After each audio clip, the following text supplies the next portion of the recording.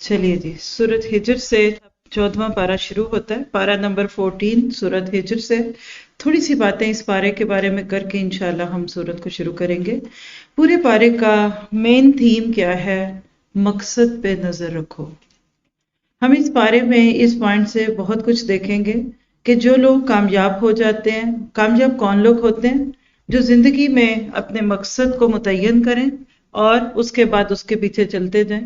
تصور میں لائیے ایک ٹرین کو، بھاگتی ہوئی ٹرین جس کے پیچھے 10-15 بوگیاں ہوتی ہیں، سب ارد گرد کے خوبصورت مناظر سے بے نیاز ہو کر چلتی ہی جاتی ہیں اور اپنے وقت پر 1-2 منٹ کے آگے پیچھے بھی ہوئے بغیر منزل پہ پہنچتی ہیں۔ یہی اس دنیا میں کامیاب لوگوں کے لیے مثال ہے۔ وہ لوگ جو اپنے مقصد پہ نظر رکھتے ہیں، وہ ادھر ادھر کی چیزوں سے ڈسٹریکٹ نہیں ہوتے۔ اس بارے میں ہم ایسی مثالیں انشاءاللہ دیکھیں گے، شہد کی مکھی کی مثال، اور اسی طرح سے اس میں ہمیں سورت کے شروع میں سورہ ہجر سے اگر میں آیتوں کے چند نمبر بول دیتی ہوں، نہیں لکھ سکیں گے کوئی بڑی بات نہیں ہے، لیکن بالکل پہلی ہی آیت میں کافر کا ذکر ہے۔ کافر کون ہوتا ہے؟ جس کی ڈسٹریکشنز ہیں۔ جس طرح مقصد پیارا ہوتا ہے نا، تو کچھ لوگوں کو اس سے روکنے والی چیزیں کون سی ہوتی ہیں جو کہ ان کو اس مقصد سے دور کر دیتی ہیں؟ وہ ہیں آرزویں، لمبی آرزو، خواہشات ہیں۔ پھر سورۃ ہجر کی آیت 17 میں شیطان کا تذکرہ آئے گا۔ یہ ہے انسان کو مقصد حیات سے ہٹانے والی ہستی۔ آیت 22 میں ہواؤں کا ذکر ہے، اپنے مقصد کو پورا کرنے کے لیے چلتی ہی رہتی ہیں، چاہے کسی کو اس سے فائدہ ہو یا نقصان۔ پھر آیت 40 میں مخلصین کا ذکر ہے۔ مخلص کون ہے؟ جو اپنے مقصد پہ نظر رکھے اور اپنا کام کرتا ہی جائے۔ پھر 45 میں متقین کا ذکر ہے۔ یہ کون لوگ ہیں کہ جو مقصد پر نظر رکھتے ہوئے جنت میں جانے کی تیاریاں کرتے ہیں۔ دنیا میں بہت ساری گناہوں کی ان کو بھی دعوتیں ملتی ہیں، لیکن وہ دعوت قبول نہیں کرتے۔ اور پھر آیت 51 میں حضرت ابراہیم علیہ السلام کی دوبارہ مثال آئے گی کہ وہ تھے کہ جنہوں نے اپنی زندگی کا مقصد پہچانا اور پھر حالات کے اتار چڑھاؤ کا نام نہیں لیا بلکہ چلتے ہی گئے۔ ہجر 59 میں قوم لوط کا ذکر ہے۔ ان کو کس چیز نے مقصد حیات سے ہٹایا؟ نفس پرستی، اور وہ ایسی چیز میں پڑ گئے کہ جنہوں نے ان کو انسانیت کے درجے سے بھی نیچے کر دیا۔ آیت 60 میں حضرت لوط کی بیوی کا ذکر ہے۔ غابرین کا لفظ ہے، پیچھے مڑ مڑ کر دیکھنے والی۔ حقیقت یہ کہ انسان جب زندگی کا کوئی مقصد متعین کرے پھر پیچھے نہ دیکھے، نیکی کا ارادہ کرے تو چل پڑے۔ پیچھے مڑنا محبت اور اٹیچمنٹ کی علامت ہوتی ہے۔ تو زندگی میں بعض دفعہ ہم بھی اپنے مقصد سے غافل ہو کر پیچھے مڑ مڑ کر دیکھتے ہیں۔ پھر ہجر 82 میں اصحاب الحجر کا ذکر ہے۔ دنیا کو مقصد بنانے والے بلند عمارتوں میں کھو گئے۔ اس قوم کا جرم کیا تھا کہ انہوں نے یہ سوچ لیا کہ ہمیں اس دنیا سے شاید جانا ہی نہیں۔ اس کے بعد سورۃ ہجر آیت 88 میں اللہ نے آپ کو مجھے بڑا خوبصورت نسخہ دیا ہے، لا تمدن عینیک، اپنی آنکھوں کو لمبا نہ کرو ان چیزوں کی طرف جو ہم نے لوگوں کو دی۔ کیا پتا چلا کہ جن کو مقصد پیارا ہوتا ہے وہ دوسروں کی خوبصورت چیزیں اور چمکتی ہوئی چیزوں کو دیکھ کر اس کی تمنا میں اپنے مقصد سے غافل نہیں ہو جاتے۔ اور پھر 91 ہجر میں مقصد کی دوری جب آتی ہے امت میں تو وہ ٹکڑوں میں بٹتی ہے۔ یہ بات پورے یقین سے کہہ سکتی ہوں کہ اگر سب دینداروں کو یہ بات یاد رہے کہ قبر میں جا کر من ربو کا، من رسولو کا، ما دینو کا، ان 3 سوالوں کے جواب دینے ہیں، اور حشر کے 5 سوال بھی یاد رہے، تو کبھی فرقوں میں نہ بٹیں، کبھی کسی کے نام کے اوپر اپنے آپ کو قربان نہ کر دیں۔ اور اسی طرح آیت 88 اور 99 میں تسبیح اور سجدوں کے ذریعے فوکسڈ ہونا سیکھو۔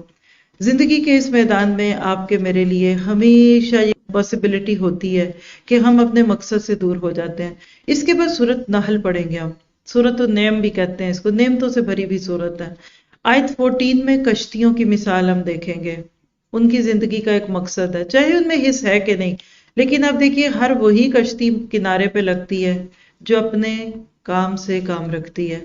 پھر 15 آیت میں پہاڑوں کی بات ہے، جمے ہوئے ہیں اور نہریں بہتی ہیں، راستے چلتے ہیں۔ اس کائنات سے آپ کو مجھے سورۃ نحل میں بہت سارے استاد ملیں گے کہ جن کو دیکھ کر ہم بھی با مقصد جینا سیکھیں گے۔ پھر نحل 23 میں مستکبرین کی بات ہے، مقصد سے غافل کرنے والی چیز اپنی ذات کی بڑائی. بہت سارے لوگ اپنی ذات کے بت کے اندر کھو کر مقصد کو بھول جاتے ہیں.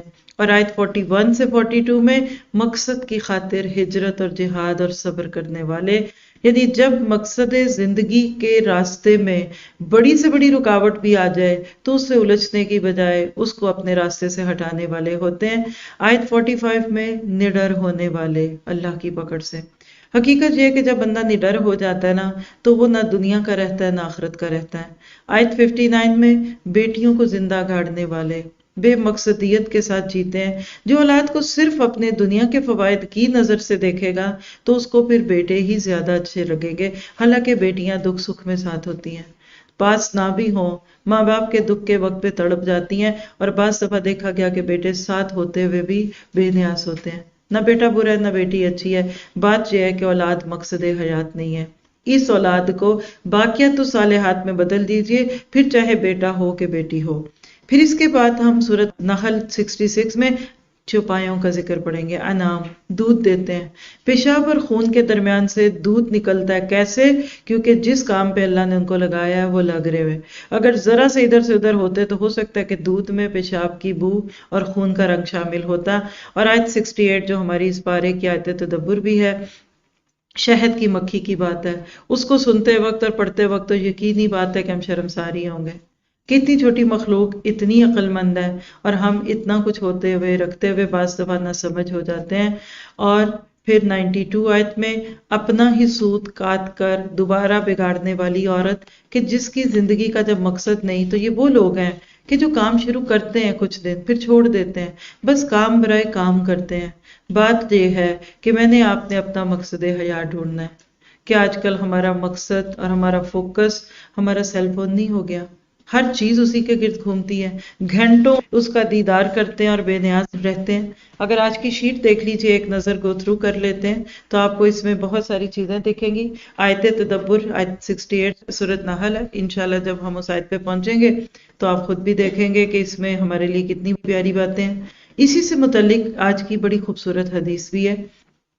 اللہ کے نبی صلی اللہ علیہ وسلم نے فرمایا، ایک مومن کی تشبیہ دی گئی ہے کس سے؟ شہد کی مکھی سے. پڑھ کر سناتی ہوں آپ کو یہ حدیث تاکہ آپ بھی فائدہ اٹھا سکے اس سے. مسند احمد کی روایت ہے اور صحیح درجے کی روایت ہے. ناصر الدین البانی نے اس کو صحیح فرمایا.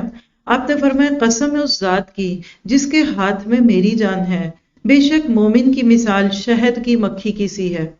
کھاتی ہے تو طیب، اور جو نکالتی ہے وہ بھی طیب. اور جب کسی چیز پر گرتی ہے تو نہ توڑتی ہے نہ بگاڑتی ہے. یعنی ہزاروں پھولوں کے رس لے کر نکلتی ہے لیکن اس کی ایک پتی نہیں توڑتی. اس کے برعکس آج ہم ایک پھول کے پاس سے بھی گزریں تو اس کو بکھیر دیتے ہیں. اسی پہ پھر آج کی ہماری دعا بھی ہے. بڑی پیاری دعا ہے، فوکسڈ کرنے والی، زندگی کے قبلوں کو درست کرنے والی دعا ہے. اللہم انی اسألک الثبات. اللہم انی اللہم انی اسألک الثبات فی الامر. اللہم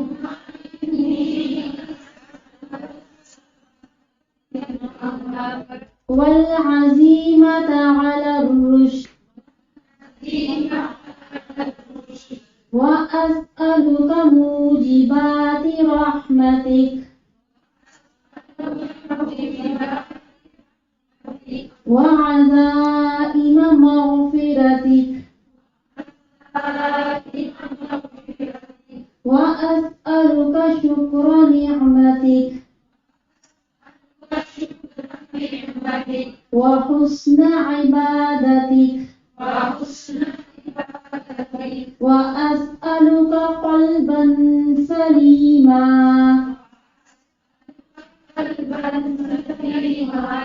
ولسانا صادقا وأسألك من خير ما تعلم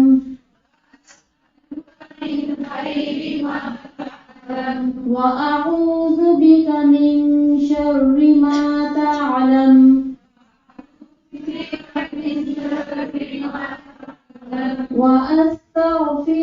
لما تعلم إنك أنت علام الغيوب.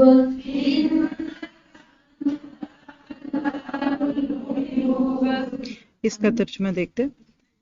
बहुत ही खूबसूरत दुआ है, इंसान को फोकस करने वाली और नेमतों की कदर करने वाली।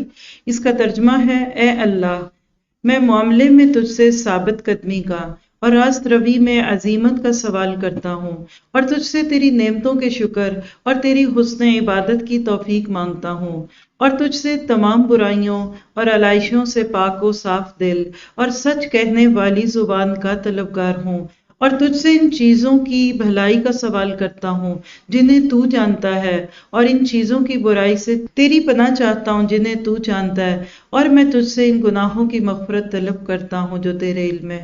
हकीकत ये कि जो काम आप अपनी कोशिशों से नहीं हासिल कर सकते, जो चीज़ कोशिशों से नहीं मिलती वो दुआओं से मिलती है। तो इस दुआ को पढ़ने से आप देखेंगे कि खुद ब खुद जो काम दीन में कर रहे हैं, दुनिया में कर रहे हैं, उसके ऊपर अल्लाह ताला साबित कदमी भी देगा और दिल जमई भी मिलेगी इंशाल्लाह। फिर इसके बाद वक्त का बेहतरीन इस्तेमाल क्या है? मकसद हयात को अपनी निगाहों के सामने रखें और ये एहसास पैदा करें कि उम्र अजीज हर लम्हा कम होती जा रही है। सोचें, कल से आज हम मौत से एक दिन करीब हो गए और गुजरा हुआ वक्त कभी वापस ना होगा। तो आज आपने 24 घंटे के लिए अपने लिए ये सोच का नुक्ता रखना है कि मेरी जिंदगी कम हो रही है, मेरी जिंदगी का मकसद क्या है। और एक मुसलमान होने के नाते हमारा मकसद हयात बहुत वाज़ेह है। इंसान होने के नाते वमा खलक़तुल जिन्ना वल इंसा इल्ला लियाबुदून, और उम्मत मुस्लिमा होने के नाते मेरा आपका मकसद हयात क्या है? कुंतुम खैरा उम्मतिन उखरिजत लिन्नास, लोगों के लिए जीना, लोगों को नफा देना। और यहाँ याद रखिए कि हमने पिछले पारे में वाम्मा मा यनफुन नास की बात की थी। 14वां पारा पूरा इसकी अमली तफसीर है कि आपको कायनात के ऐसे ऐसे बड़े बड़े शाहकार नजर आएंगे कि जो कायनात को फायदा दे रहे हैं। और आज का टाइम वेस्टर क्या है? कामों को अधूरा ना छोड़ें। बहुत बड़ा टाइम वेस्टर ये होता है, अधूरी कोशिशें। आधा काम किया, छोड़ दिया, फायदा क्या हुआ? कच्ची रोटी उतार लेंगे, ना खाएंगे ना कुछ। तो जिंदगी में जो काम शुरू करें उसको पूरा करें, और काम पूरा तब होगा जिस दिन दुनिया से जाएंगे। इस दुनिया में हमेशा गुंजाइश होती है काम करने की। और आज की हमारी रोल मॉडल शख्सियत कह लीजिए, काबिल तकलीद मिसाल शहद की मक्खी है। जहां आयतें आएंगी इनसे मुलाकात करेंगे। अल्लाह ताला से दुआ करते हैं कि वो हमारे वक्त में बरकत दे। आइए पढ़ते हैं। सूरत हिजर हमारे सामने है और सूरत हिजर के अंदर भी आपको बड़े खूबसूरत तरीके से कुरान की हिफाजत की बात मिलेगी। बिस्मिल्लाहिर्रहमानिर्रहीम। अलिफ लाम रा तिल्का आयातुल किताबि व कुरआनिम मुबीन। अलिफ लाम रा, ये आयात हैं किताब इलाही और कुरान मुबीन की।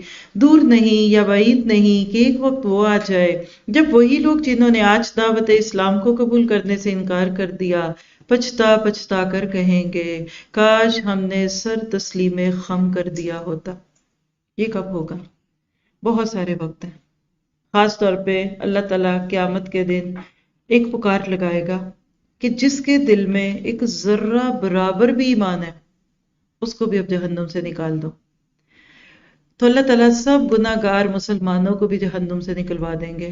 ये मंजर देखकर कुफार हसरत करेंगे कि रुबमा यवद्दुल्लज़ीना कानू मुस्लिमीन, काश आज हमारे अंदर भी ईमान होता, कोई तो उम्मीद होती इस जेल से बचने की।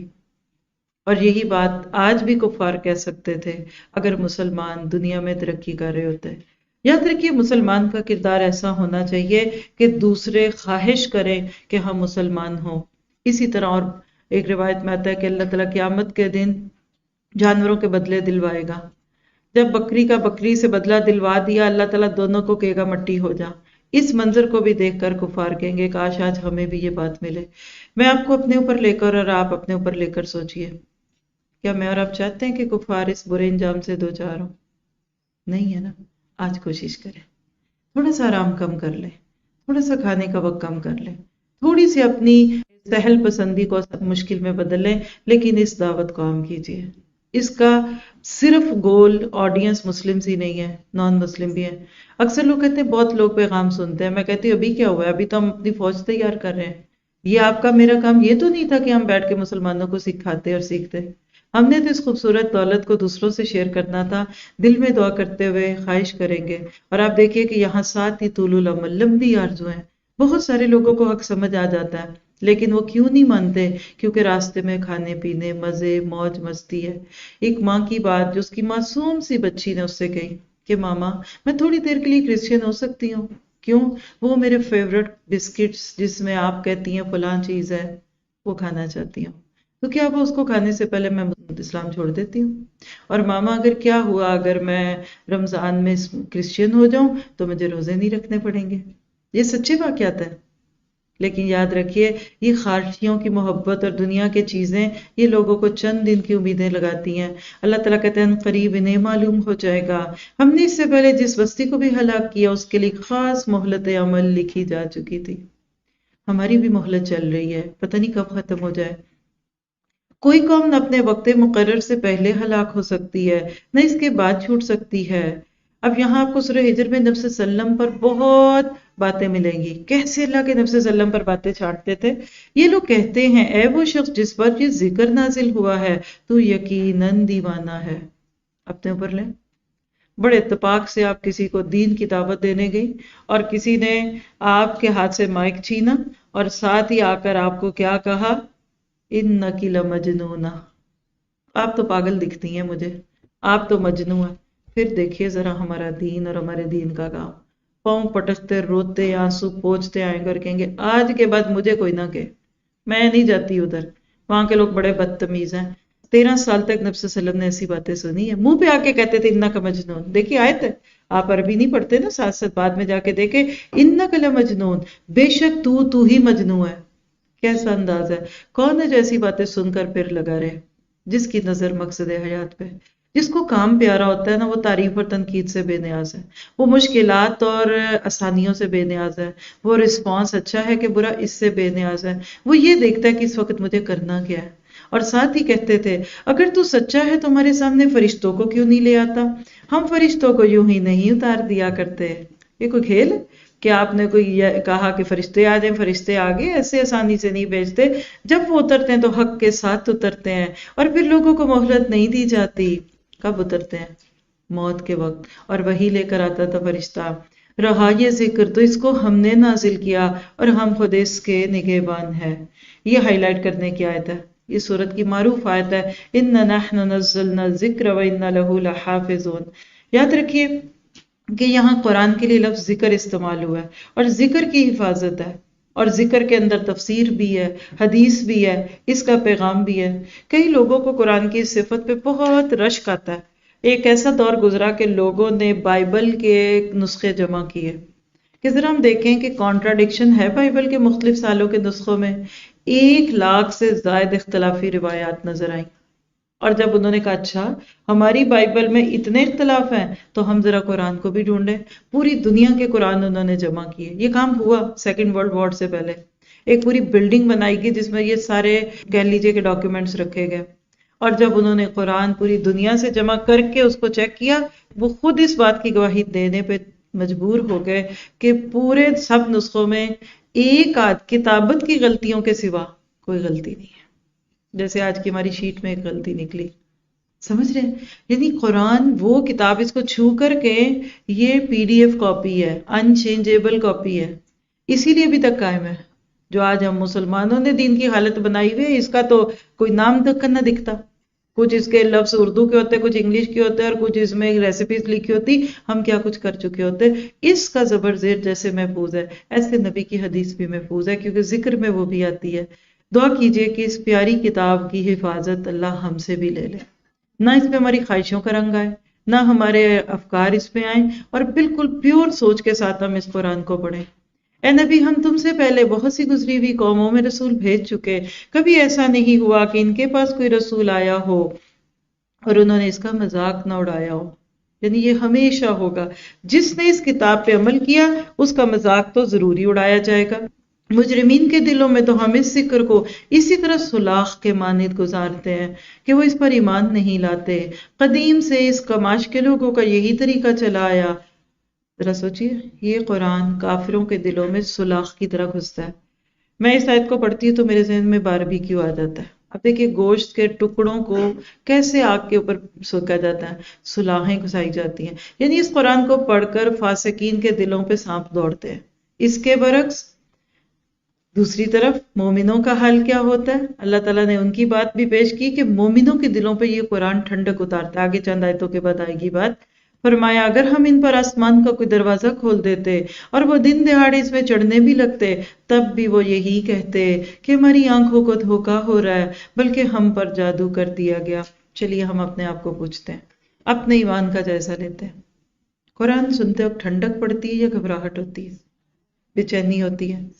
کوئی کہتا ہے قرآن کی محفل میں میری دھڑکن تیز ہو جاتی ہے، پلپیشن شروع ہو جاتی ہے، ایسے لگتا ہے کہ پتہ نہیں کیا ہوگا۔ اور کوئی کہتا ہے کہ میں قرآن نہیں سن سکتی، عربی سنتی ہے، قرآن جب چلتا ہے تو اس کو بند کر دیتی ہوں، مجھے وحشت ہوتی ہے۔ بھلا کیوں؟ خوف آ رہا ہوتا ہے تو بھی اس خوف کو دور کیجئے۔ نئی نئی چیز ایسی لگتی ہے، یاد رکھیے سنے نہ سنے ماننا تو پڑے گا۔ اس لیے اس قرآن کو اپنے دل کی ٹھنڈک بنائیں، دعا کریں ان تجل القرآن العظیم ربیع قلبی، اے اللہ اس قرآن کو ہمارے دل کی بہار بنا دے۔ کئی لوگ 3 گھنٹے کی فلم کے لیے بیٹھ جائیں گے اور قرآن کے لیے سب سے پہلے پوچھیں گے کتنی دیر بیٹھنا پڑے گا۔ آپ کو لگتا ہے روز یہاں آپ زیادہ دیر بیٹھتے ہیں؟ مجھے تو ہر دن اینڈ پہ شک پڑتا ہے کہ شاید 1 گھنٹہ جلدی گزر گئے، پتہ ہی نہیں چلتا وقت کا، اتنی جلدی سے گزر جاتا ہے۔ تو دعا کیجئے کہ یہ قرآن ہمارے دل کی بہار بنے، ہمیں مزہ آنے لگے، ہم اس کے اندر کھو جائیں اور ہم بالکل اس کے ایک ایک لفظ کو اپنے اوپر لے سکیں۔ پھر کائنات پہ تھوڑا سا غور و فکر، یہ ہماری کار فرمائی ہے کہ آسمان میں ہم نے بہت سے مضبوط قلعے بنائے، ان کو دیکھنے والوں کے لیے ستاروں سے آراستہ کیا۔ ستاروں کی باتیں، زمین کا حسن انسان اور آسمانوں کا حسن ستارے، اور ہر شیطان مردود سے ان کو محفوظ کر دیا، کوئی شیطان ان میں راہ نہیں پا سکتا الا یہ کہ کچھ سنگن لے لے، اور جب وہ سنگن لینے کے لیے کوشش کرتا ہے تو ایک شعلہ روشن سے اس کا پیچھا کیا جاتا ہے۔ پیچھے بات ہوئی قرآن کی حفاظت کی، یہاں اب اس کا عملی طریقہ بتا دیا۔ ہم نے زمین کو پھیلایا، اس میں پہاڑ جمائے، اس میں ہر نوع کی نباتات ٹھیک ٹھیک نپی تلی مقدار کے ساتھ اگائیں، اور اس میں معیشت کے اسباب فراہم کیے تمہارے لیے بھی اور ان بہت سی مخلوقات کے لیے بھی جن کے رازق تم نہیں ہو۔ کوئی چیز ایسی نہیں جس کے خزانے ہمارے پاس نہ ہوں، اور جس چیز کو بھی ہم نازل کرتے ہیں ایک مقرر مقدار میں نازل کرتے ہیں۔ آپ کو پتہ ہے کہ کائنات کا بیلنس کیسا ہے؟ یہ جو آکسیجن جس میں اور آپ سانس لیتے ہیں، اگر ذرا سی اپنی مقدار سے بڑھ جائے تو سب کچھ جل جائے، اور اگر ذرا سی کم ہو جائے تو ہم سب کے سانس پھٹ جائیں۔ اللہ نے ایسا پیارا ریشو پر پوشن رکھا ہوا ہے۔ پھر آپ دیکھیے کہ پہلے آگ جلانے کے لیے کوئلہ تھا، پیٹرول تھا، اب آہستہ آہستہ آپ دیکھیے کہ نئی چیزیں آ گئی، نیوکلیر انرجی آ گئی، وہ چیزیں کم ہو رہی ہیں، آگے بڑھتی جا رہی ہیں۔ اللہ تعالیٰ نے کائنات میں ہر چیز سنبھال کے رکھی ہوئی ہے، کوئی بھی چیز ایسی نہیں ہے کہ جو بس ہم کہتے ہیں نا بے تکا ہی کر لو۔ ہمارے گھر میں کتنی فالتو چیزیں پڑی ہوتی ہیں، کس چیز کی دلیل ہے؟ شاپنگ ٹھیک نہیں کی، ایکسٹرا خرید لائے، اور کبھی اینڈ ٹائم پہ کوئی چیز ختم ہو جاتی ہے، دوسری موجود ہوتی ہیں، دیٹ مین کہ وہ چیز کم لے کر آئے۔ کائنات میں ہر چیز مقرر ہے، بارش کتنی ہونی چاہیے، چلیے سب چھوڑ دیجئے، اس صورت میں ایک مثال آ رہی ہے بیٹیوں کی، اس کو لے لیجئے، ہر ایک چاہتا ہے بیٹا ہو۔ اب آپ بتائیے سب کے گھر میں بیٹا ہو تو ان کی شادیاں کہاں ہوں گی؟ عورتوں مردوں کا بیلنس تک اللہ تعالیٰ نے برابر رکھا ہوا ہے، تو اس مالک کو پتا ہے کہ کہاں کس چیز کی کتنی ضرورت ہے۔ بارآور ہواؤں کو ہم ہی بھیجتے ہیں، پھر آسمان سے پانی برساتے ہیں، اور اس پانی سے تمہیں سیراب کرتے ہیں۔ اس دولت کے خزانے دار تم نہیں ہو، زندگی موت ہم دیتے ہیں، اور ہم ہی سب کے وارث ہونے والے ہیں۔ ہمارے ہاں ایک جملہ بولتا ہے اللہ وارث، سچ ہے، ہماری زندگی میں بھی اللہ وارث ہے اور ہمارے بعد بھی اللہ ہی وارث ہے۔ پہلے جو لوگ تم میں سے ہو گزرے ان کو بھی ہم نے دیکھ رکھا ہے، اور بعد کے آنے والے بھی ہماری نگاہ میں ہیں۔ یقیناً تمہارا رب ان سب کو اکٹھا کرے گا، وہ حکیم بھی ہے اور علیم بھی ہے۔ ہم میں سے کتنوں نے اپنے دادا دادی کو نہیں دیکھا، پردادا پردادی کو دیکھا؟ اور اسی طرح آپ اپنے بچوں کو دیکھ کر آنکھیں ٹھنڈی کرتے ہیں۔ کچھ کو اللہ تعالیٰ دنیا میں آنکھوں ٹھنڈی کرنے کے لیے پوتے پوتیاں نواسے نواسیاں دیتا ہے۔ کیا آپ اپنے پوتوں پوتیوں اور ان کے بچوں کو جانتے ہیں؟ نہیں جانتے نا، تو کتنے بے بس ہیں. صرف ایک جنریشن پچھلی اور ایک یا دو اگلی جنریشن ہم دیکھتے ہیں. اللہ کو ہمارے فور فادرز کا بھی پتہ ہے اور ہماری آنے والی نسلوں کا بھی پتہ ہے. تو دعا کر لیتے ہیں کہ اللہ ہمارے بڑوں میں سے بڑوں کے بڑے جو گئے ان کی غفلتوں اور ان کی نادانیوں کو معاف کر دے، اور ہماری نسلوں کی نسلیں جو آنے والی ہیں ان کے دین ایمان کی حفاظت فرما.